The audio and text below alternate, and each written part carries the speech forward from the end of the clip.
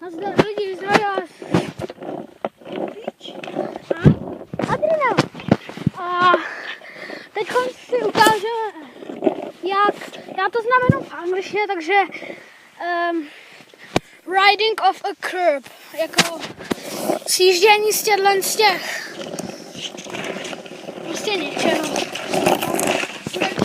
Trávy, protože tady je to divný. Nebo na obě. Ne, tady na to. Ono je to celku jedno. Teď se jenom ukážu, jak se to dělá. Prostě jedete a tady ke konci to zvednete takhle na zadní. Jako na manuál. A ono, když to je z velký vejšky, tak vám to prostě takhle spadne a ono to letí normálně rovně. Takhle je ten nejlehčí trik zeskakování. Takže on to tam Když je tam zábradlí, tak dá se to. Počkejte. No a ještě jednou.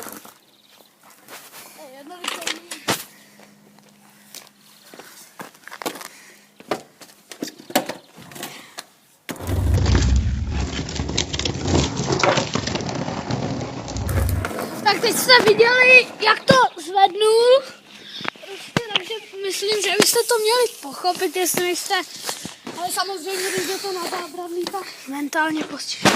je to skáčete normálně, ale ještě je způsob, že tu skáčete do dávky. Něčeho. No tak jenom skočíte. No tak to zmáčkne. Olíčko předtím.